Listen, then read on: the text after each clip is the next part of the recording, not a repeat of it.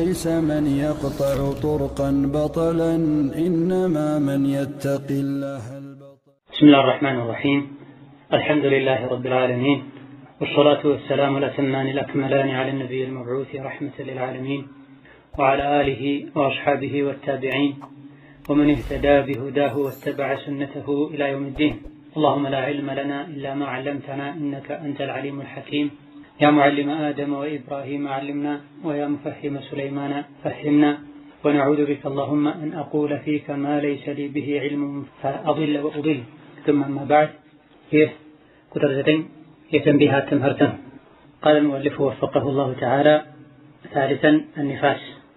كفل سوست لاي كم يداسس نتبوش سوستنيو النفاس ويم يوري الدم هقاتوش ناسجا. ثالث عندنا تعريفه ومدته. تعريفه يولي الدم ويم نفاس مانت، ومدته يولي الدم يفسس يميقيبت يجزي متن يميتايبت سيهون. النفاس نفاس مالك هو الدم دمنو الذي ينزل يمفس يمورد من الرحم كما هتن للولادة كمولد قات يايزو، وبعدها كولدوا بهالام، وهو يدمون منجبة ملكته السمالت بقية الدم المحتبس تتراكم تعقدو ينبرو دم كالريس أكالنو سيتكرنو وقت الحمل برقزنا قزي في الرحم ما هتنس عندما يتوقعوا سيتلج برقزنا لا يبمتون بقزي فمسارته حيضات تاني حيض دم الله تبارك وتعالى بقول راو نزنسو ودا مذوب النفس كيراه كذا يترفون بقية الدم من بالو كولد قاتي يايزو يوتا. فإذا ولدت سيتلج ستولد خرج هذا الدم، يعني ما هتن لا تتراكم ينبرو دم يوتان شيئا فشيئا كس فكس بهدت يوتان. وما تراه سيتلج متايو قبل الولادة كما ولد بابتيس يمي وتادم مع أمارة الولادة كوليد مجمر ملكته سجا يتعازك هنا يمت سميت كالله ملكت كالله فهو نفاس يوليد دم يبارة بات والدم كمولى جاوغان عن ولد كان قدم برو يمي فسدم أمارة الولادة كاللبت يمت ملكت كاللبت فهو نفاس يوليد دم. وقيده الفقهاء يفقه أواجوج قد بوتال كمولد بابسيت يمي وتاون دم بيومين ولد كان قدم بلو كهونه أو 3 أيام ويمسوس كان قدم بلو نفسس يجمر كنفسطور يعني فسدم يولي دم يبال 3 أيام قبل الولادة. والغالب أبزان يوم كذي أن بدايته عند دم نفسس من نشاو مجمر يمي هونو مع الولادة كمتقام تكمت سيجمر نزي عينة دم نفسس يجمرها أبزان يوم كذي. ነገር ግን አልፎ አልፎ አንዳንድ ሴቶች ዘንድ ከሰዓታት በፊት ከቀናት በፊት መፍሰስ ሊጀምር ይችላል። ስለዚህ የምጥ ምልክት ስሜት ካለው የወሊድ ደም እንደሆነ ተደርጎ ነው የሚቆጠረው። ሶላት ታቆማለች፣ ሌሎችንም የሚከለከሉ ነገሮችን ትተዋለች። والمعتبر የሚቆጠረው ግምት የሚሰጠው ولادة ما تبين فيه خلق إنسان ከወሊድ ደም ጋር በተያያዘ ወልዳለች የወሊድ ደም ነው የሚባለው ولادته ከተወለደ ከተገኘ ነው። ما تبين فيه እሱ ላይ የሚነበብ የሚታይ ነገር خلق إنسان የሰውነት ቅርጽ የያዘ ጥንስ ከተወለደ ሙሉ ሰው እንኳን ባይሆን የመወለጃ ጊዜው ደርሶ እንኳን ባይወለድ خلق إنسان ካለበት የሰውነት ምስል ካለው እንደወለደች ይቆጠራል።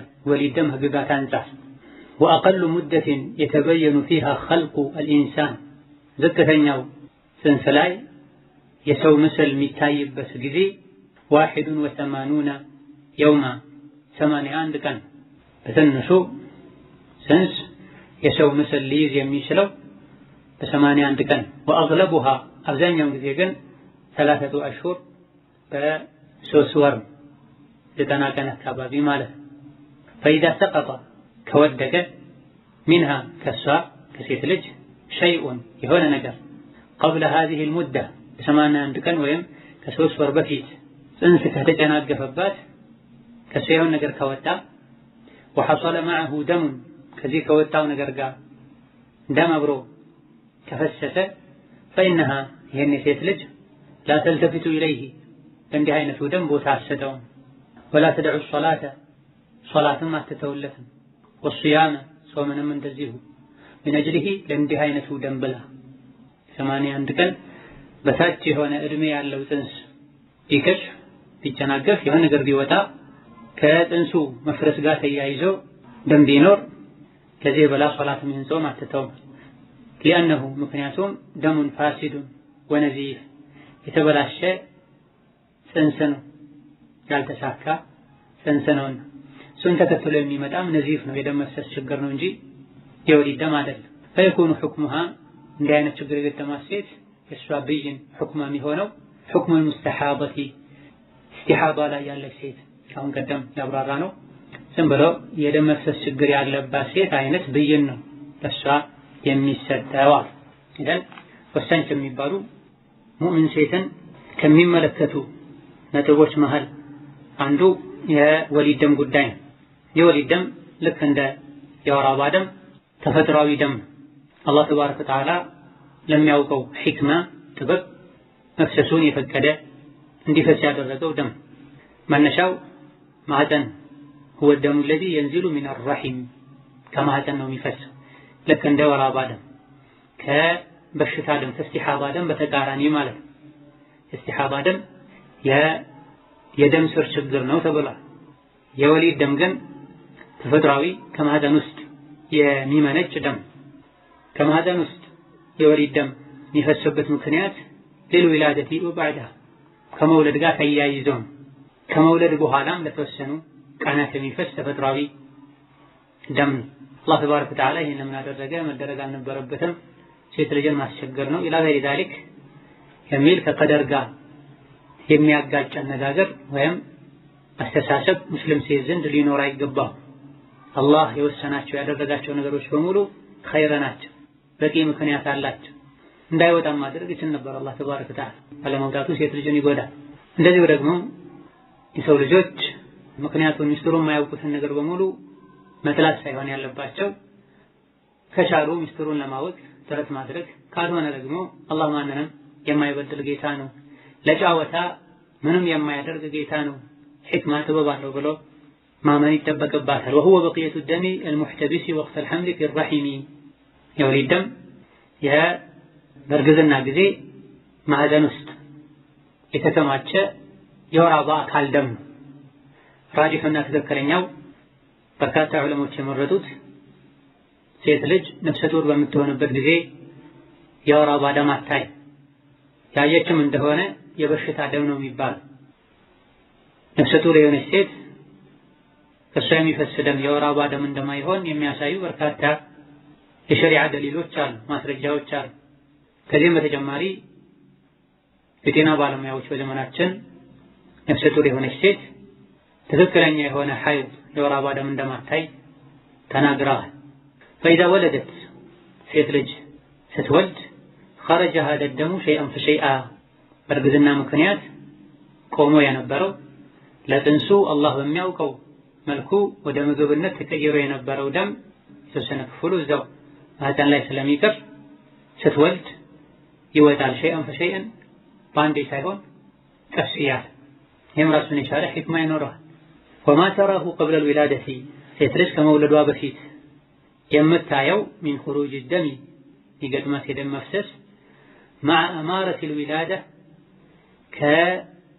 كولادة كوليد كمت ملكتوش ጋር የተያዘ ከሆነ فهو نفاس ይህ የወሊድ ደም مع أمارة الولادة የሚለው ለበማ ባላለ የወሊድ ደም ሊሆን የሚችለው የምጥ ምልክት ካለ ስሜት ካለው ይሄን ማወቁ ጥቅሙ ምንድነው ከተባለ ነፍሰ ጡር የሆነች ሴት ደም ብታይ ደሙ ሐይድ አይደለም ብለናል ትክክለኛው አቋም እንደ በሽታ ደም ነው የሚቆጠረው ስለዚህ ሶላት ጾም ይመለከታታል ማለት ነው ጾሙን በርግዝና ምክንያት ካልቻለች ይቀራል በጊዜው ሶላት ግን ግዴታ ነው ሌሎችም በሐይድ ምክንያት የሚከለከሉ ነገሮች ለሷ የተከለከሉ አይሆኑ የበሽታ ደም ነው ከተባለ ነገር ግን የምጥ ምልክት ካለው ስሜት ካለው የበሽታ ደም አይባልም፣ የወር አበባ ደም አይባልም። ቀድሞውኑ ከነፍሰ ጡር የሚወርድ ደም የወር አበባ ደም አይሆንምና። ነገር ግን ሶስተኛ ደም አለ። ልክ እንደ ወር አበባ ደም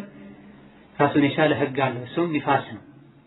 ስትወልድ 2 ቀን 3 ቀን ሲቀረው ደም ካየች የምጥ ምልክትና ስሜት ካለ የወሊድ ደም ነውና ልክ የሐይድ ደም የሚከለከላቸው ነገሮችን እንደምትከለከለው ይሄን ደም ስታይ ሶላት ከሌሎችም ነገሮች ልትከለከል ይገባል። ወቀየደሁ الفقهاء بيومين أو 3 أيام ከመውለድ ቀደም ብሎ ደም ከፈሰሰ የወሊድ ህመም ካለው የምጥ ስሜት ካለው እንደ ወሊድ ደም ነው የሚቆጠረው። ባስወልድም ቀጥታ ምጥ ባይጀምርም የሚባለው 2 ቀን ቀደም ብሎ ከጀመራት ነው። ከመውለጃ ቀኗ 3 ቀን ቀደም ብሎ ከጀመራት። ከዚህ ካለፈ የወሊድ ደም አይደለም ማለት ነው፣ የበሽታ ደም ነው የሚሆን። ሶላት መተው የለባት። ተመሳስሎባት ተታ ከሆነ ኋላ ላይ ቀባ ማውጣት አለባት። ከመውለጃ ቀኗ 2 ቀን 3 ቀን ቀደም ብሎ የሚባለው እሷ ከምታውቀው ከምትቆጥረው ወይም የጤና ባለሙያዎች ከነገሯት መውለጃ ቀን በፊት ማለት አይደለም። በተጨባጭ በተግባር ከወለደችበት ቀን 2 ቀን 3 ቀን ቀደም ብሎ የነበሩ ቀኖች ለማለት ነው። ከ5 ቀን በኋላ ከ10 ቀን በኋላ ትወልጃለሽ ብሎ የጤና ባለሙያ ስለነገረ የህመም ስሜት ካለ የተወሰነ የሚፈስ ደም ካለ ከ2 ቀን ከ3 ቀን በፊት ለአይነት ስሜት ከተሰማ ደም ካለ የወሊድ ደም ነው ተብሏል ብሎ ኢህቲማል ማድረግ አይቻልም። በትክክል ከተወለደበት ቀን ጀምሮ ነው ወደኋላ 2 ቀን 3 ቀን ደም ከነበረ ወሊድ ደም ተብሎ ሶላትና መሰል ነገሮች የሚቀሩት። ኋላ ላይ ግን ትክክል አለመሆኑ ከታወቀ ከቀጠለ ከ2 ቀን ከ3 ቀን በላይ ከቆየ የተው ሶላት ካለ ኋላ ላይ ቀባ ማውጣት ተገቢና አስፈላጊ ይሆናል። የሕክምና ባለሙያዎች የሚናገሩትን መሰረት አድርጎ ሸሪዓዊ ነገሮችን ማከናወን አይቻልም። የነሱ ግምትም በትክክል መቼ እንደምትወልድ አንዲት ሴት የሚያውቀው አላህ ብቻ ነው። እነሱ በመሳሪያ ታግዘው ቀኖችን ቆጥረው የደረሱበትን የግምታቸውን ሊናገሩ ይችላሉ። ባሉት ቀን ባሉት ሰዓት አይሆንም። ወልጋሊቡ አብዛኛውን ጊዜ አነ ቢዳየተሁ ተኩኑ መዐል ዊላደቲ የወሊድ ደም የሚጀምረው ልክ ምጥ ከመጀመር ጋር ተያይዞ ነው። አልፎ አልፎ ግን 2 ቀን 3 ቀን ቀደም ብሎ ከጀመረ የምጥ ስሜት ካለው ሶላትና መሰል ነገሮችን ታቆማለች ደሙ ከታየ። ከዛ በፊት ከሆነ ከ3 ቀን በላይ ከሆነ እንደ በሽታ ደም ነው የሚቆጠረው። የወሊድ ደም የሚከለክላቸው ነገሮች አይከለከሉም። والمعتبر ولادته ما تبين فيه خلق إنساننا የወሊድ ደም ብዙ የሚከለክላቸው ነገሮች አሉ። ሶላት ይከለክላል፣ የግብረ ሥጋ ግንኙነት ይከለክላል፣ ጾም ይከለክላል ወغير ذلك። ስለዚህ የወሊድ ደም ህግጋት የሚመለከቱት ولادة ما تبين فيه خلق إنسان የሰው ልጅ ምስል ያለው ነገር ከተወለደ ከዛ በፊት ወደ ሰውነት ሳይቀየር በፊት 3ኛ ሳምንት ላይ 4ኛ ሳምንት ላይ 5ኛ ሳምንት ላይ ጽንስ ቢቋረጥ ይሄን ተከትሎ ደም ቢፈስ የወሊድ ደም ህግጋት እሱን አይመለከተውም። وأقل مدة يتبين فيها خلق الإنسان 81 يوما የወሊድ ደም ነው አይደለም ማለት ይቻል ዘንድ አንድ ጽንስ የሰውነት ቅርጽ የሚይዘው የሰው ምስል የሚኖረው ከጽንሱ ከመጀመሪያ ቀን ጀምሮ የተቆጠረ ከምን ያክል ጊዜ በኋላ ነው የሚለው መታወቅ አለበት። ነፍስ መዘራት እና የሰውነት ምስል መያዝ ሁለቱ ይለያያሉ። ተበርካታ ህግጋት ጽንሱ ነፍስ የተዘራበት መሆን አለበት የሚባሉበት ሁኔታ አለ። ግጭት ጋር ከጠብ ጋር ተያይዘው በግጭት ጊዜ አንድ ሰው አንዲት ሴት ላይ ጥቃት አድርሶ ጽንሱ ቢጨናገፍ ጽንሱ ነፍስ ከተዘራበትና ያልተዘራበት ከሆነ የካሳ ሁኔታ ይለያያል፣ ቅጣቱም ይለያያል። ከሶላት ጋር በተያያዘ ከወሊድ ደም ህግጋት ጋር በተያያዘ ከነፍስ መዘራት በፊትም ቢሆን የሰውነት ምስል ከያዘ ራሱን የቻለ ሁክም ይኖራል። የሰውነት ምስል ቅርጽ ካልያዘ ደግሞ ከምንም አይቆጠር። ወአግለቡሃ 3 አሽሁር በትንሹ በ81 ቀን ጽንስ የሰውነት ምስል ይዛል። ግንባር ሊኖረው፣ አይን ሊኖረው፣ የጣት ምልክት ሊኖረው ይችላል። ያልፎ አልፎ ነው ሊከሰት የሚችለው።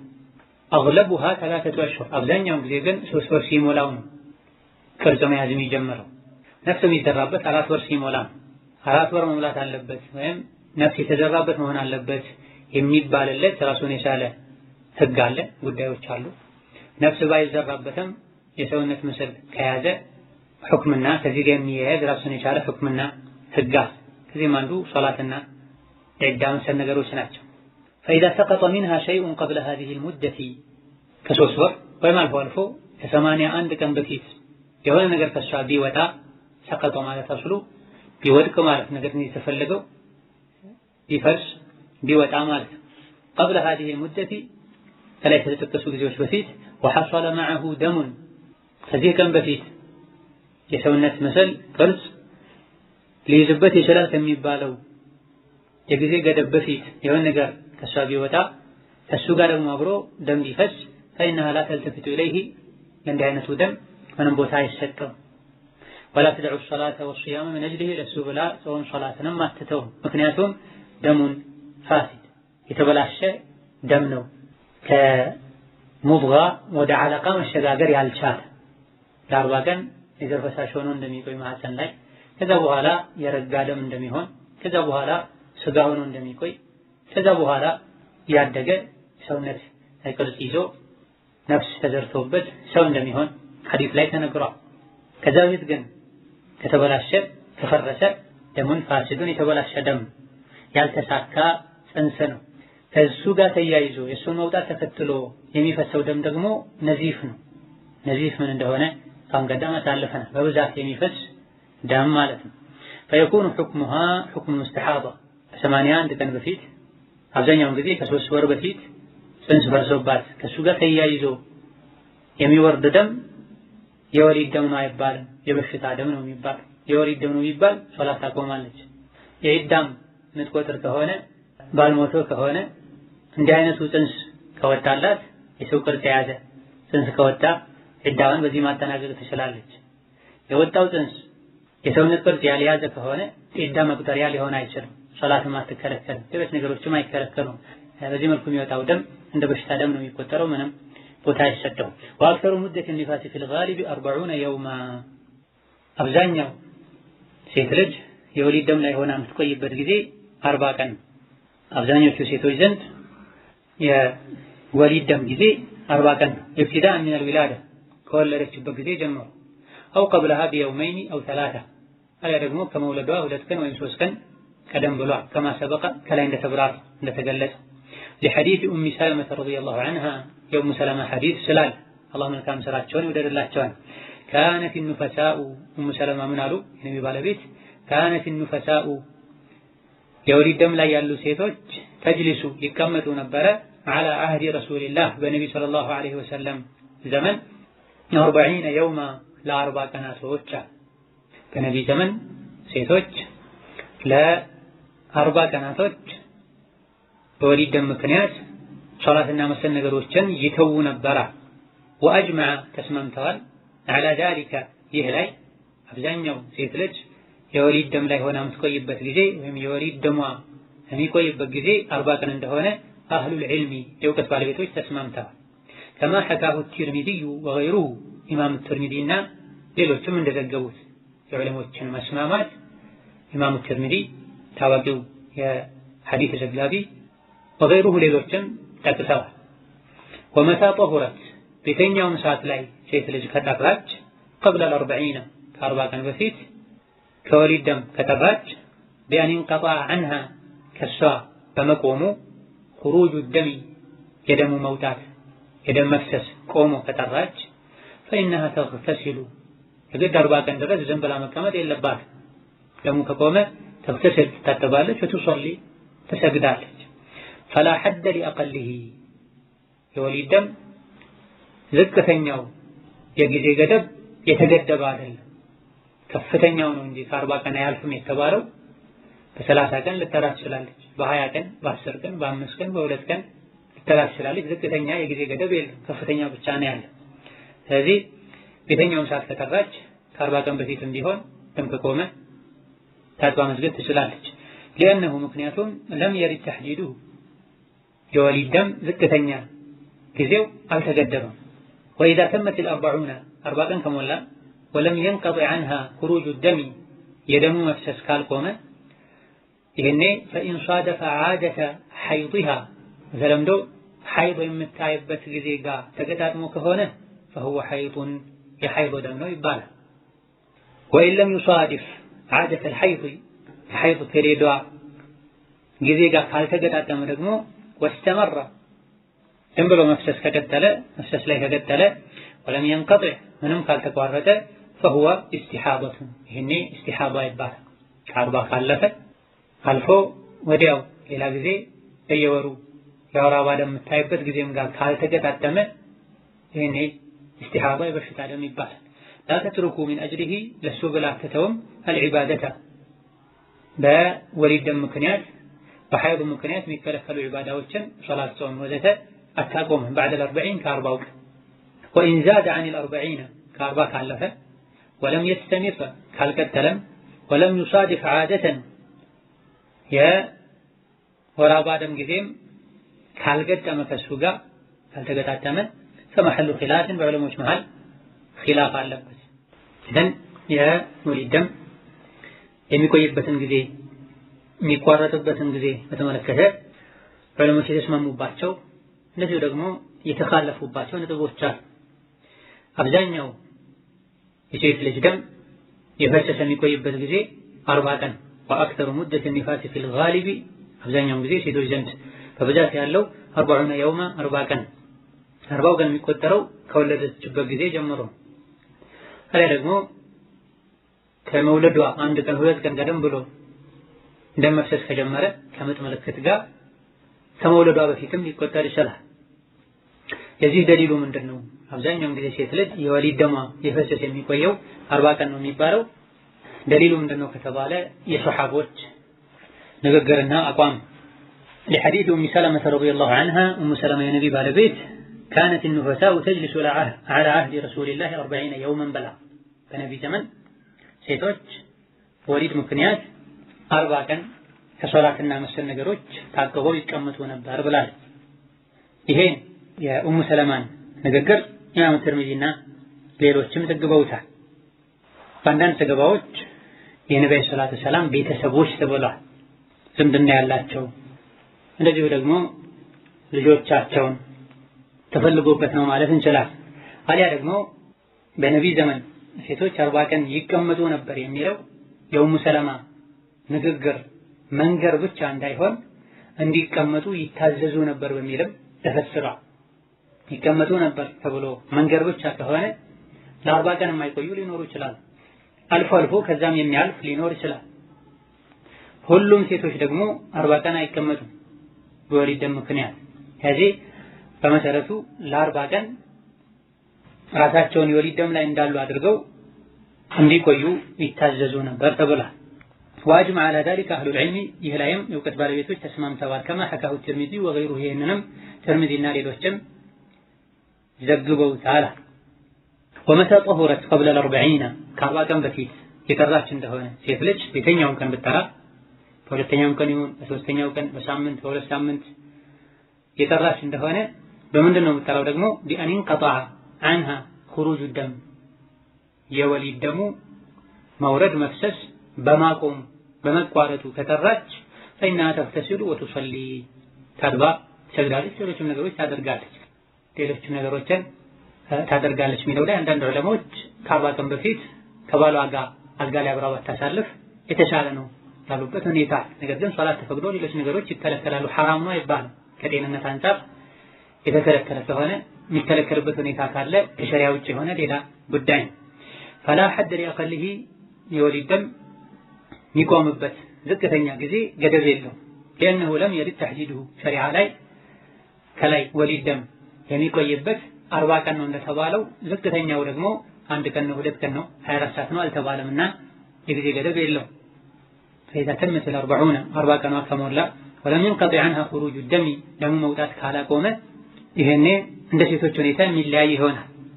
فإن صادف عادة حيضها የወር አበባ ደሟ የሚመጣበት ወቅት ጋር ከተገጣጠመ እንደ ሐይድ ይቆጠራል። فهو حيض وإن لم يصادف عادة الحيض የሐይድን ዓዳ ሐይድ የሚወርድበትን ጊዜ ካልገጠመ ደግሞ واستمر ከቀጠለ ولم ينقطع ምንም ካልተቋረጠ فهو استحاضة ኢስቲሓባ ነው።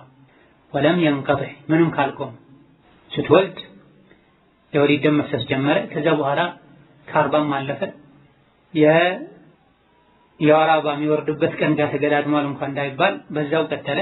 ይሄኔ ኢስቲሓባ ይባላል። የበሽታ ደም ነው። ታጥባ ሶላቷን መስገድ፣ ሌሎችም ነገሮችን ማድረግ ትችላለች። ከዚህ በፊት እንደተብራራው የሐይዷን ቀን ወይም በተለምዶ በየወሩ ታይበት የነበረውን ቀን ለይታ በማወቅ አሊያ ደግሞ በሽታና በከለር በመለየት አሊያ ደግሞ አብዛኞቹ ሴት ልጆች ሐይድ የሚሆኑባቸው 6 እና 7 ቀኖችን የሐይድ ቀን ብላ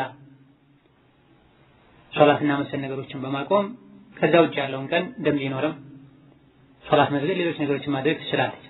ላ ተትርኩ ምን አጅሊሂ العبادة بعد ال40 ከ40 ቀን በኋላ እንዲህ አይነቱ ደም ብላ ዒባዳ አታቆምም። የወሊድ ደም ከ40 ቀን አያልፍም። ወኢን ዛደ عن 40 ከ40 ካለፈ ወለም يستمر ነገር ግን ከ40 አልፎ ልክ እንደፊተኛው ግን ለረጅም ጊዜ ዝም ብሎ ካልፈሰሰ ወለም يصادف عادة ከየወር አበባ ደም የፔሪድ ፕሮግራም ጋር ካልተገናኘ فمحل خلاف በዑለሞች መሃል ኺላፍ አለ። እስከ 30 እና 70 ቀን ይጠበቃል ወይስ ከ40 ቀን በኋላ ያለው ኢስቲሓባ ይባላል የሚሉ ኺላፎች አሉ። የፊተኛው ወስተመረ ነው የሚለው በቋሚነት ከቀጠለ ይሄኔ ኢስቲሓባ ይባላል። ይሄኛው ላይ ግን ወለም يستمر ከ40 አለፈ የወር አበባ ፕሮግራም ጋር አልተገጣጠመም ግን ለረጅም ጊዜ አልቀጠለም። ከ40 አልፎ 50 ቀን ሊሆን ይችላል፣ 60 ቀን ሊሆን ይችላል። 50 እና 60 ላይ ከ40 ላይ የተጨመሩት 10 20 ቀኖች መሃል ላይ የወር አበባ ደም የሚወርድበት ቀን ተገጣጥሞ ካልሆነ ከ40ም ካለፈ ይሄ መሃል ላይ ያለው ምን ይደረጋል የሚለውን በተመለከተ ዑለሞች መሃል ኺላፍ አለ። እስከ 60 እስከ 70 ሐይድ ነው የወሊድ ደም ነው ይባላል ያላሉ። ነገር ግን ከላይ ከ40 እንደማያልፍ ተነግሯል። ይሄ ላይም ዑለሞች ተስማምተዋል ተብሏል። ስለዚህ የበሽታ ደም ይባላል ከ40 ካለፈ የሚለው የተሻለ ነው። ከ40 እንደማያልፍ የሸሪዓ አዋቂዎች ብቻ አይደለም የተናገሩት። የጤና ባለሙያዎችም አብዛኛውን ጊዜ ከ6 ሳምንት በላይ የወሊድ ደም እንደማይፈስ የተናገሩበት ሁኔታ። ሁለተኛው الأحكام المتعلقة بالنفاس ከወሊድ ደም ጋር ተያይዘው ያሉ ህግጋት أحكام النفاس የወሊድ ደም ህግጋት ከأحكام الحيض ልክ እንደ የወር አበባ ደም ህግጋት ናቸው። فيما يلي ቀጥሎ ባሉ ነገሮች ላይ ቀጥሎ የሚጠቀሱ ጉዳዮች ላይ የወሊድ ደም ህግጋት ልክ እንደ የወር አበባ ደም ህግጋት ናቸው። ምክንያቱም ሁለቱም ደሞች ምንጫቸው ማህፀን ባህሪያቸውም ተመሳሳይ ነው። የሁለቱም ደሞች ምንጫቸው መነሻቸው ማህፀን ተፈጥሯዊ ደሞች ናቸው። የሁለቱም ደሞች ደግሞ ሲፋታቸው ይዘታቸው ባህሪያቸው ተመሳሳይ። ስለዚህ በሐይድ ምክንያት የሚከለከሉ ነገሮች በወሊድ ደም ይከለከላል። ከሐይድ ሴት ልጅ ስትጠራ ማድረግ ያለባትን ከወሊድ ደም ስትጠራ ማድረግ አለባት። ይሄንንም በርካታ ዑለሞች ገልጸዋል። የወሊድ ደም ህግጋት ከወር አበባ ደም ህግጋት ጋር ተመሳሳይ እንደሆኑ ታቢዒዎች ከዛም በኋላ የነበሩ የፊቅህ አዋቂዎች ኢብኑ ጀሪር፣ ኢብኑ ረጀብ፣ ኢብኑ ሐጅም ገልጸዋል። በዚህ መሰረት አህካሙ النفاس كأحكام الحيض فيما يلي ቀጥሎ ባሉ ነገሮች ላይ ህጋቸው ተመሳሳይ ነው። የሐይድና የኒፋስ አንደኛ يحرم وطء النفساء የወሊድ ደም ላይ ያለችን ሴት መገናኘት ሐራም ይሆናል፣ አይቻልም። كما يحرم وطء الحائض ሐይድ ላይ ያለችን ሴት መገናኘት እንደማይቻለው ሁሉ ويباح ነገር ግን ይፈቀዳል الاستمتاع ስሜትን ማርካት الذي دون الوطء ከማህፀን ላይ ግንኙነት ከማድረግ በታች ወይም ውጪ ባለ መንገድ ከሆነ ይቻላል። ባልና ሚስት የፈለጉትን ነገር ማድረግ ይችላል። ሁለተኛው يحرم እንደዚሁ ሐራም ይሆናል على النفساء የወሊድ ደም ላይ ያለች ሴት ላይ أن تصوم أو تصلي መጾም ወይም መስገድ أو تطوف بالبيت ከካዕባ ዙሪያም ጠዋፍ ማድረግ ትከለከላለች። فالحائض ልክ ሐይድ ላይ ያለች ሴት እንደምትከለከለው። ሶስተኛው يحرم على النفساء የወሊድ ደም ላይ ያሉ ሴቶች ላይ ሐራም ይሆናል መስል ሙስሐፊ ቁርአንን መንካት ወይም ቁርአን የተጻፈበትን ማንኛውም ነገር ቀጥታ የተጻፈውን መንካት وقراءة القرآن እንደዚሁ ቁርአንን መቅራት ما لم تخشى نسيانه ይጠፋኛል ይረሳኛል ብላ እስካልፈራች እስካልሰጋች ድረስ መቅራት ትከለከላለች። ከልሐኢድ ይህም ጋር ልክ እንደ ሐይድ ላይ እንዳለች ሴት። አራተኛው የጅቡ ዋጅብ ይሆናል على النفساء ንፋስ ላይ የወሊድ ደም ያሉ ሴቶች ላይ ቀዷኡ ሶም الواجب ግዴታ የሆነን ጾም ቀዷ ማውጣት ይወጅብባቸዋል። الذي تركته ትታው የነበረን ጾም في النفاس በወሊድ ደም ጊዜ ከልሐኢድ ልክ ሐይድ ላይ የነበረች ሴት ቀዷ እንደምታወጣው። አምስተኛው የጅቡ ግዴታ ይሆናል على النفساء የወሊድ ደም ላይ ያሉ ሴቶች ላይ أن تغتسل መታጠብ ግዴታ ይሆንባቸዋል عند نهاية النفاس የወሊዱ ደም ሲቆም كما يجب ذلك ይህ ግዴታ እንደሚሆነው ሁሉ على الحائض ሐይድ ላይ ያለች ሴት ላይ ዘን እነዚህ አምስት ነገሮች ከወሊድ ደም የሚጠሩ ወይም የጠሩ ሴቶችን የሚመለከቱ ናቸው። ልክ ከሐይድ ጠራሽ ሴትን እንደሚመለከቱት ሁሉ አንደኛውና የመጀመሪያው የግብረ ሥጋ ግንኙነት ሐራም ነው፣ አይቻልም በማህፀን ግንኙነት ማድረግ። ከዛ ውጪ ባለ መንገድ ባልና ሚስት የፈለጉትን ሊያደርጉ ይችላሉ። ይሄንንም ነው ወይባሁ الاستمتاع الذي دون الوطء ከግንኙነት በታች ያለ استمتاع ይቻላል። ይሄም በተወሰነ መልኩ ከሐይድ ጋር በተያያዘ አብራርተናል። በሐይድም ይሁን በወሊድ ጊዜ ግንኙነት ማድረግ ሐራም ከባድ ወንጀል ቅጣትም አለበት ጉዳትም ጭምር አለ። በሁለቱም ሁኔታዎች ላይ በሐይድም ጊዜ ይሁን በወሊድ ደም ላይ ግንኙነት ማድረግ ሸሪዓ የከለከለው ሐራም ድርጊት ነው። በሌላ በኩል ደግሞ ጤናንም የሚጎዳ ለሁለቱም። وكذلك በወሊድ ደም ጊዜ 40 ቀን ሞልቶ ወይም ከዛ በፊት ጠርታ ሳትታጠብ በፊት ግንኙነትን መከልከል አንዱ የእስልምና መሐሰን ሙሉነትን የሚያሳይ ህግ ነው። ሸሪዓ የሚከለከላቸው ነገሮች በሙሉ ለሰው ልጆች በዱንያም በአኺራም ይጎዱ ናቸው። ሸሪዓ የሚያዛቸው ነገሮች በሙሉ ለሰው ልጆች በዱንያም በአኺራም ወይም ከሁለቱ ባንዱ የሚጠቅሙ ነገሮች ናቸው። ለምንድን ነው የወሊድ ደም ላይ ያለችን ሴት መገናኘት የተከለከለው የተባለ እንደሆነ ليستعيد الرحم وضعه الصحي ተብሏል። በወሊድ ጊዜ ማህፀን ይጎዳል፣ የደም ስሮች ይጎዳሉ። በ40 ቀን ውስጥ ማገገም ይችላል።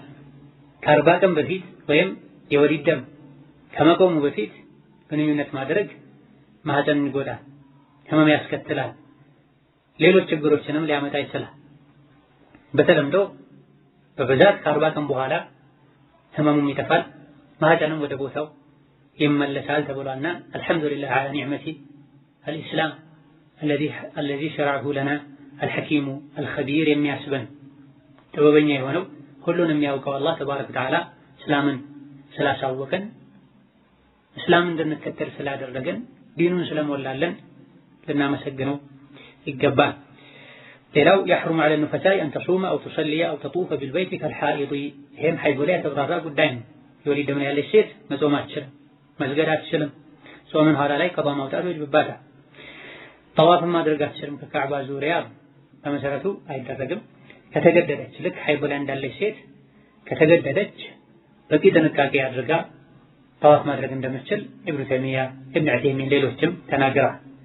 እኔ ሐጅ ላይ ያለች ሐይዷ ቢመጣ ታዲያ ደግሞ ብትወልድ እስክትጠራ ድረስ ጠብቃ ጠዋፍ ማድረግ ካልቻለች ሀገሯ ሄዳም ስትጠራ ተመልሳ መታ ግዴታ የሆነውን የሐጅ ጠዋፍ ማድረግ ካልቻለች መስጂድን መነጃጀስ እንዳይኖር በቂ ጥንቃቄ ከማድረግ ጋር ጠዋፍ ማድረግ እንደምትችል በርካታ ዑለሞች ጠቅሰዋል። ሐይድ ላይ ከተባለ ንፋስም ላይ ይሄው ነው የሚባል። ሶስተኛው يحرم على النفساء مس المصحف وقراءة القرآن ما لم تخش نسيانه كالحائضة مس المصحف ቁርአን የተጻፈበትን ነገር ቀጥታ ራሱን መንካት ሐራም ይሆንባታል። ይሄ እንደማይቻል ከሐይድ ጋር ያይዘን ጠቅሰናል። ቁርአን መቅራትም አይፈቀድላትም። ይሄ ላይ ኺላፋት ሐይድ ላይ ያለች ሴት መቅራት ትችላለች አትችልም በሰፊው ተነጋግረን ራጂሑና የተመረጠው መንካት እንጂ ማስችለው መቅራት ትችላለች ብለን ሐይድ ላይ ያለች ሴት መቅራት ከቻለች የወሊድ ደም ላይ ያለች ሴትም መቅራት ትችላለች። እዚህ ሼኹ ማለም ተኽሸን ይቻነው ሐፊዝ ሆና ሐፊዛ ሆና ቁርአን የሐፈዘች ሆና 40 ቀን ሙሉ በወሊድ ደም ምክንያት ካልቀረው የሐፈዝኩትን እረሳለሁ ብላ ከሰጋች ብቻ ነው መቅራት የምትችለው። ሐፊዝ ብትሆንም ባትሆንም ሒፍዜ ይጠፋኛል ብትልም ባትልም ቁርአን ብትቀራ ችግር የለውም። ቀጥታ ቁርአኑን መንካት ነው የሚከለከል። በሞባይል በኮምፒውተር ሰው የገለጠላት ጓንት አድርጋ ቁርአኑን ይዛ ብትቀራ ችግር የለውም። በግልጽ ይሄን የሚከለክል ማስረጃ የለም። አራተኛው የጅቡ ዐለ ኑፈሳኢ ቀዷኡ ሰውሚ አልዋጅብ የወሊድ ደም ላይ የነበረች ሴት ስትጠራ ግዴታ የነበረን በወሊድ ደም ምክንያት ትታው የነበረን ጾም ኋላ ላይ ቆዳ ማውጣት ይወጅብባታል። الذي تركته للنفاس الحائض لك እንደ ሐይድ ላይ እንዳለች ሴት። አምስተኛው أن تغتسل عند نهاية النفاس የወሊዱ ደም ሲቋረጥላት ሲቆምላት መታጠብ አለባት፣ ግዴታ ይሆንባታል። كما يجب ذلك على الحائض ሐይድ ላይ የነበረች ሴት እንደሚወጅብባት ሁሉ መታጠቡ ግዴታ የሆነው መታጠብ የተያያዘው ከወሊድ ደም መቋረጥ ጋር ነው። ለምሳሌ ዛሬ ታጥባ ቢሆን ደሙ ነገ ቢቆም፣ ዛሬ ጠዋት ላይ ታጥባ ቢሆን ከሰዓት ቢቆም ድጋሜ ለወሊድ ደሙ መቆም እንደገና መታጠብ ይወጅብባታል። የሚታጠቡት ለንጽህና ብቻ ሲባል አይደለም።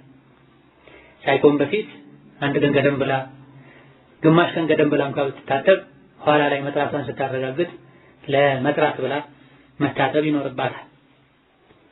ወለዲለቱ ዐላ ዛሊክ የነዚህ ነገሮች ማስረጃ ምንድነው ከተባለ አንደኛ አን ኡም ሰለመተ ረዲየላሁ ዐንሃ ካነት النفساء تجلس على عهد رسول الله 40 يوما የወሊድ ደም ያሉ ሴቶች على عهد رسول الله በነብይ ዘመን 40 ቀን ይቀመጡ ነበር ማለት ከሶላትና መሰል በወሊድ ደም በሐይድ ምክንያት ከሚከለከሉ ነገሮች ይታቀቡ ነበር ማለት ነው የተፈለገበት። قال المجد ابن تيمية رحمه الله تعالى المجد ابن تيمية የታዋቂው ተቅዩዲን ኢብኑ ተይሚያ አያታቸው ምን አሉ? አልሙንተቃ በተሰኘው የአህካም ሐዲሶችን የያዘ ክታባቸው ላይ አንደኛው ሙጀለድ 184ኛው ገጽ ላይ ቁልቱ እኔ አልኩኝ ይሄን ሐዲስ የኡሙ ሰለማ ንግግር ካስቀመጡ በኋላ ወማዕና الحديث የዚህ የኡሙ ሰለማ ንግግር ማዕናው ትርጉሙ ወይም ሐሳብ መልእክቱ ካነት ትኡመሩ ሴት ልጅ ትታዘዝ ነበር ማለት ነው አን ተጅሊሳ እንድትቀመጥ ኢለል 40 ቀን እስኪሞላቸው ድረስ በወሊድ ደም ምክንያት ሶላት መሰል ነገሮችን እንዲተው ይታዘዙ ነበር ማለት ነው የተፈለገው።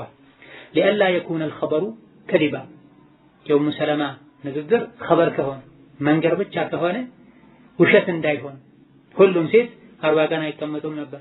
إذ لا يمكن ምክንያቱም አይቻልም አይመችምና أن تتفق عادة نساء عصر በአንድ ዘመን ላይ የነበሩ ሴቶች በሙሉ ዓዳቸው ልማዳቸው ሊገጣጠም አንድ ሊሆን አይችልም። في نفاس የወሊድ ደም ላይ የሚሆን አው ሐይድን ላይ ይሆን ሁሉም ሴቶች 40 ቀን ሙሉ ነበር ለወሊድ ደም ብለው የሚቀመጡት። ከዛ በፊት የሚጠሩ ሊኖሩ ይችላል። ስለዚህ كانت النفساء የቃሉ አገላለጽ النفساء على عهد رسول الله በነብዩ ዘመን የወሊድ ደም ላይ ያሉ ሴቶች በሙሉ ይታዘዙ ነበር። አንተ ጅሊሰ 40 يوم ለ40 ቀን እንዲቀመጡ የሚለው የግድ 40 ቀን እንዲቀመጡ ይታዘዙ እንደነበረ ወይም ሁሉም ሴቶች 40 ቀን ሙሉ ይቀመጡ እንደነበረ የሚያሳይ ነው። ቃሉን ቀጥታ ከተረዳ ነው ንግግሩ። እዚህ የተፈለገው እንዲቀመጡ ይታዘዙ ነበር ማለት ነው በመሰረቱ። ከዛ እየጠራች ሴት ካለች ደግሞ አትቀመጥም 40 ቀን። ይህ አንደኛው ደሊል ነው የሱሐባ የኡሙ ሰለማ። ይሄን መሰረት አድርጎም በርካታ ዑለሞች የወሊድ ደም ከ40 ቀን እንደማያልፍ ተናግረዋል። አልመጅድ ኢብኑ ተይሚያ ማለት የታዋቂው የፊቅህ የቋንቋ የተፍሲር የሐዲስ አዋቂ ኢብኑ ተይሚያ አያት ናቸው። ኢብኑ ተይሚያ አልሐፊድ ይባላል። እኚህ ደግሞ አልጀድ ይባላል። ኢብኑ ተይሚያ አልሐፊድ፣ ኢብኑ ተይሚያ አልጀድ፣ ኢብኑ ተይሚያ አልአብ ይባላል። ሶስቱም ዓሊሞች ናቸው። ይበልጥ የሚታወቁት በዕልም የሚበልጡትም ሐፊድ የሆኑት የልጅ ልጅ የሆኑት ተቅዩዲን ኢብኑ ተይሚያ ናቸው። አያትየው አልመጅድ ኢብኑ ተይሚያ አልሙንተቃ የተሰኘ ክታብ አላቸው። የህግጋት ሐዲሶችን ሰብስቦ የያዘ ድንቅ ኪታብ በሁለት ሙጀለድ የሚያልቅ ኢማሙ አሸውካኒ ነይሉል አውጣር በሚል ኪታብ ያብራሩት ማለት ነው። እዛ ላይ ምን አሉ? ومعنى الحديث كانت تؤمر أن تجلس إلى 40 40 ቀን እንዲቀመጡ ይታዘዙ ነበር ሴቶች ማለት ነው የተፈለገበት እንጂ 40 ቀን ሁሉም ይቀመጡ ነበር ማለት አይደለም የተፈለገው لئلا يكون الخبر كذبا በዚህ መልኩ ካልተረዳ ነው የኡሙ ሰለማ ንግግር ውሸት ሊሆንብን ይችላል ምክንያቱም إذ لا يمكن أن تتفق عادة نساء عصر አንድ عصر ላይ አንድ ዘመን ላይ ያሉ ሴቶች በሙሉ ለማዳቸው አዳቸው ፍሬዳቸው አንድ ሊሆን ሊገጥም አይችልም في نفاس በወሊድ ደም ይሁን أو حيض በሐይድ ይሁን አሉ እንተሃ ንግግራቸው አበቃ ከዚህም ነው ሌላ ዘገባ ላይ وعن أم سلمة رضي الله عنها قالت أم سلمة اللهم لك أمسكتشون يدلاتشونا نالو كانت المرأة من نساء النبي صلى الله عليه وسلم كنبي سيتوش مهل عند الست تقعد تكمت نبرة في النفاس بوليد دم كنيات 40 ليلة لأربع لليتوش ويم لأربع كموت لا يأمرها النبي نبي صلى الله عليه وسلم أعزات نبرة بقضاء صلاة النفاس بوليد دم جزي ያቆመችውን ሶላት ቀዷ እንድታወጣ አያዟትም ነበር። ይህንም አቡ ዳውድ ሌሎችም የዘገቡ ሲሆን ሰነዱ ላይ በተወሰነ መልኩ ضعፍ አለበት። ነገር ግን ማዕናው ትክክል በወራባ ጊዜ ያለፈ ሶላት ቀዷ እንደማይወጣ ሁሉ በወሊድ ደም ጊዜ ያለፈ ሶላትም ቀዷ አይወጣም። ተመሳሳይ ናቸውና ደሞች በወራባ ጊዜ ያለፈ ጾም ቀዷ እንደሚወጣ ሁሉ በወሊድ ደም ጊዜ ያለፈ ጾምም ቀዷ ይወጣል። የነብዩ ሰለላሁ ዐለይሂ ወሰለም ሴቶች የሚለውን ከሴቶች መሃል አንዷ ተቅዑዱ في النفاس 40 ليلة ለ40 ቀን የወሊድ ደም ላይ ሆና ትቆይ ነበር የሚለው ከነብዩ ባለቤቶች አለመውደድ ጋር አይጋጭም ወይ ያለ እንደሆነ ኒሳ የሚለው ሴቶች የሚለው አጠቃላይ ቤተሰብን ሊያካትት ይችላል ልጆቻቸውን አኩል ሐል የተፈለገው ሴት ልጅ በወሊድ ጊዜ ለ40 ቀን ሶላት ከመሰል ነገሮች እንደምትታቀብ የወሊድ ከፍተኛው ጊዜው 40 ቀን እንደሆነ በወሊድ ደም ጊዜ ያለፈ ሶላት ቀዷ እንደማይወጣ ማሳየት ነው የተፈለገ። ሌሎችም ሱሐቦች የተናገሯቸው ንግግሮች አሉ። አብዱላህ ኢብኑ አባስ፣ ዑስማን ኢብኑ አቢል ዓስ ከ40 ቀን የወሊድ ደም እንደማያልፍ ተናግረዋል። ዑስማን ኢብኑ አቢል ዓስ የሚባሉት ሱሐቢ ባለቤታቸውን ከ40 ቀን በፊት ተውበሽ ተፋኩለሽ ወደ እኔ እንዳትጠጊ እንዳትቀርብኝ ይሏት እንደነበረ ተነግሯል።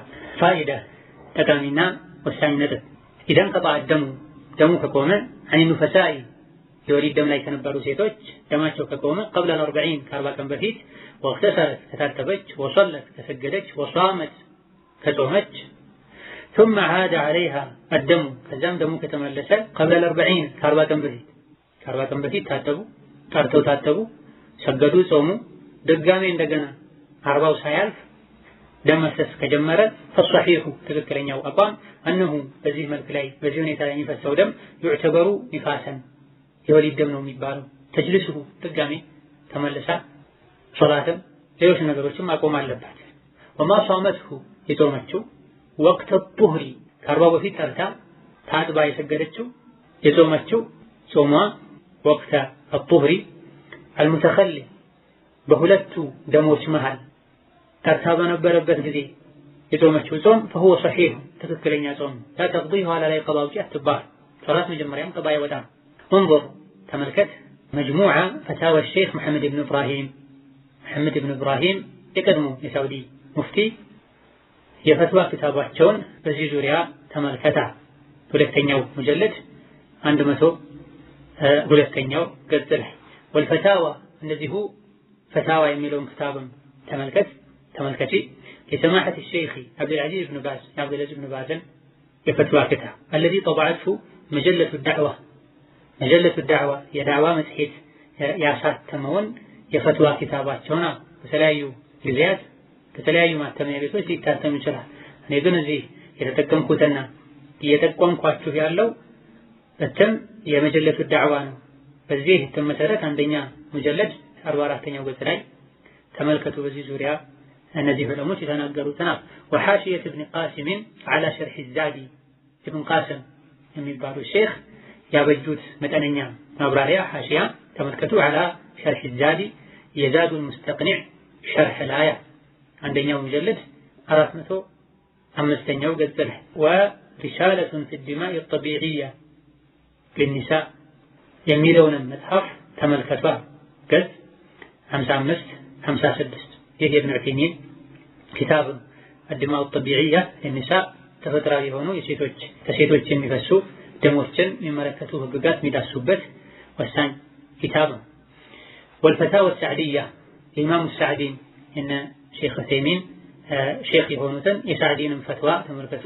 ገጽ 137 ይሁን የሚባለው ኪታቦችን የማገላበጥ አቅም ላለው ሰው ኪታብ የማገላበጥን የበሩን ቁልፍ ከዑለሞች የወሰደ ሰው እንጂ ማንኛውም ሰው ገና አንድ ኪታብ እንኳን ሰፊናን ሱለት ሰላታን በአግባቡ ያልቀራ ሰው አረብኛ የማይችል ሰው እነዚህና ሌሎችም ኪታቦች ደርድሮ የትኛውም ጉዳይ ላይ ኪታብ ያነሳ አንብቦ ለራሱ የፈለገውን ነገር ያድርግ ለሰዎች ፈትዋ ይስጥ ማለት አይደል። ዒልም የሚወሰደው ከዑለሞች አንደበት ነው። መሰረታዊ የሆኑ ግንዛቤዎችን ካገኙ በኋላ በተማሩት ኪታብ ዙሪያ ጎን ለጎን ሌሎች ኪታቦችን ቢያጠኑ ችግር የለም። አዲስ ርዕስ ከሆነ በዛ ርዕስ ዙሪያ ከዑለሞች ቀድሞ መሰረታዊ ግንዛቤ መውሰድ ያስፈልጋል። ይህን የጠቀሱት ይህን ነጥብ በስፋት መዳሰስ ማጥናት ለፈለገ ሰው እውቀት ላለው ሰው በማለት ነው። ኢዘን ከ40 ቀን በፊት የወሊድ ደም የቆም እንደሆነ ከዛም ታጥባ መስገድ መጾም የጀመረች እንደሆነ ከዛ በኋላ ተመልሶ የመጣ እንደሆነ መሀል ላይ የጾመችው የሰገደችው ትክክለኛ ሶላት ትክክለኛ ጾም ይሆናል። ጾሙንም ቀባ አታወጣም። ኢዘን ቀጣደሙ አይኑ ፈሳ قبل ال40 ከ40 ቀን በፊት ከጠራ የወሊድ ደም ላይ የነበረች ሴት መጥራቷን የምታውቀው ልክ የወር አበባ ደም ላይ የነበረች ሴት መጥራቷን በምታውቅበት መልኩ ኢዘን ቀጣ አደም አንደኛው የደም መቆም፣ ሁለተኛው የደሙ የወጣበት አካባቢ ላይ የነበረው እርጥበት በመጥፋትና በመቀነስ ተማምን ሙሉ በሙሉ የወር አበባ ደም መቆሚያ ምልክት ብለን የዳሰስነው ነጥብ አለ። ያን ተመልሰሽ በማየት ከዚህ ጋር ማነጻጸር ነው። ተመሳሳይ የወር አበባ ደም መቆሚያ ምልክቶች የወሊድ ደም መቆሚያ ምልክቶችም ናቸው። እነዚህ መልኩ ጠርታ ከታጠበች መጾም መስገድ ከጀመረች ثم عاد عليها الدم ደሙ እንደገና ከተመለሰ ወደሷ ነገር ግን قبل ال40 ከ40 በፊት ከ40 በኋላ ከሆነ የተመለሰው ወይም የወር አበባ ደም የሚሆነው ወይም በሽታ ደም ነው የሚሆነው። ከ40 በፊት ጠራች ታጥባ መስገድ ጀመረች 40 ሳይሞላ ተመልሶ ደሙ ከመጣ እንደገና ወደ ወሊድ ደም ትመለሳለች። የወሊድ ደም ላይ ነኝ ትላለች። ለዚህም ነው الصحيح انه يعتبر نفاسا تجلسه يعني ከ40 በፊት ከሆነ ተመልሶ ድጋሚ የመጣው ትክክለኛው የዑለሞች አቋም የወሊድ ደም ነው የሚባለው። ልክ ወሊድ ደም ላይ ያለች ሴት የምትተዋቸው ነገሮች እሷንም ይመለከቷታል። ራሷን የወሊድ ደም ላይ እንዳለች ሴት ቆጥራ መታቀብ ካለባት ነገሩ ልታቀብ ይገባታል። አንዴ ከሄደ በኋላ ተመልሶ አይመጣም አይባልም። ከ40 ቀን በኋላ ተመልሶ ከመጣ ነው ሌላ ደም ነው የሚባለው። በዚህ መሃል የጾመችው ጾምስ ሕክሙ ምንድነው ካለን ትክክል መጀመሪያ ጠርታት ነበር፣ መቸኮል የለባትም። በትክክል የመጥራትን ምልክት ማየት አለባት። ወይም ሙሉ በሙሉ ደሙ በመቆም ታዲያ ደግሞ ደሙ የወጣበት አካባቢ በመድረቅ ማረጋገጥ ትችላለች። እነዚህ በሁለት ምልክቶች ወይም ከሁለቱ በአንዱ መጥራቷን አረጋግጣ ከወለደች ከ5 ቀን በኋላ ከሳምንት በኋላ ከ15 በኋላ ታጥባ ብትጾም ከዛ ከ5 ቀን ወይም ከሳምንት በኋላ ተመልሶ ቢመጣ መሃል ላይ ረመዳን ሆኖ ጾማ ቢሆን አለ ደግሞ ሌላን ጾም ከፈለገች ጾማ ቢሆን ጾማ ትክክል ይሆናል። ከሐይድ ጋር በተያያዘ ሱፍራና ኩድራ የሚባል ነጥብ እንዳለ አንስተናል። የወሊድ ደም ላይም ይሄው ነው የሚባለው። የወሊድ ደም ላይ ያለች መጥራቷን እርግጠኛ ሳትሆን መሃል ላይ ሱፍራና ኩድራ ቢገኝ ከሷ የወሊድ ደም ላይ እንዳለች ነው የሚቆጠረው። ሱፍራና ኩድራው ልክ እንደ ወሊድ ደም ነው የሚቆጠረው። ከወሊድ ደም ከጠራች በኋላ መጥራቷን እርግጠኛ ሆና ከታጠበች በኋላ ሱፍራና ኩድራ ቢገኝ የወሊድ ደም ነው አይባል። ከጠራች በኋላ ከሆነ የሚታይ ከመጥራቷ በፊት በየመሃሉ የሚታይ ከሆነ እንደ ወሊድ ደም ነው የሚቆጠረው። ፋይደቱን ኡኽራ እንደዚሁ ሌላ ወሳኝ ጠቃሚ ነጥብ ቃለ ሸይኹ አብዱራህማን ኢብን ሰዕዲ ረሒመሁላህ ተዓላ አብዱራህማን ኢብን ናስር አስሰዕዲ አላህ ይዘንላቸው ነው ምናሉ فظهر مما تقدم ከላይ ከተዳሰሰው ዳሰሳ ظهر ግልጽ ይሆናል እንረዳለን أن دم النفاس የወሊድ ደም سببه الولادة መነሻው ምክንያቱ ወሊድ ነው መውለድ وأن دم الاستحاضة የስቲሓባ የበሽታ ደም ደግሞ ደሙን ዓሪዱን ድንገት የሚፈጠር ደም ነው ሊመረض በበሽታ ምክንያት ወነሕዊሂ በመሰል ነገሮች ሊፈጠር የሚችል ደም ነው። وأن دم الحيض የወር አበባ ደም ደግሞ هو الدم الأصلي መሰረታዊው ተፈጥሯዊ የሚባለው ደም እሱ والله أعلم አላህ ይበልጥ ያውቃል። ስለዚህ ደግሞ ሶስት አይነት ናቸው። አልፎ አልፎ በወሊድ ጊዜ የሚመጣ ደም አለ። ምክንያቱ ወሊድ ነው፣ ስሙ ኒፋስ ይባላል፣ የወሊድ ደም ይባላል። ሌላ ደግሞ ኢስቲሃባ የሚባል ደም አለ። አጋጣሚ ዓርድ ሆኖ ሊከሰት የሚችል መነሻው ምክንያቱ በሽታ። ሶስተኛው ተፈጥሯዊ ሴት ልጅ ዘንድ ከተገኘ መሰረታዊ ሊባል የሚችለው ደም ሲሆን እሱም ሐይድ ነው። ዘንድ በመሰረቱ ከሴት ልጅ የሚገኝ ደም ሐይድ ነው። ልትወልድ ከሆነ ወይም ከወለደች የኒፋስ ደም ይባላል። ልትወልድ ካልሆነ ደግሞ ደም ከተገኘ የወር አበባ ደም አለመሆኑ ከተረጋገጠ የበሽታ ደም ይባላል። ሶስት አይነት ደሞች ነው የሚኖሩት። የሐይድ ደም በመሰረቱ ከሴት ልጅ የሚገኝ ደም እሱ ነው የሚሆነው። ሌላ መሆኑን በትክክለኛ ምክንያትና መንገድ ካልተረጋገጠ በስተቀር ከእርግዝና ጋር ከወሊድ ጋር ተያይዞ የሚመጣ ከሆነ የኒፋስ ደም ነው። ህግጋቱ ልክ እንደ የወር አበባ ደም ናቸው። ከሁለቱ ውጭ ያለ ደም ከሆነ ደግሞ የበሽታ ደም ነው የሚሆነው። በየመሃሉ የወር አበባ ቀናት ካልሆነ በስተቀር ከዛ ውጭ ያለው ምንም ራሱን የቻለ ሁክም የሌለው ጾምን፣ ሶላትን፣ ሌሎችም ነገሮች ማይከለክል ደም ነው ማለት ነው።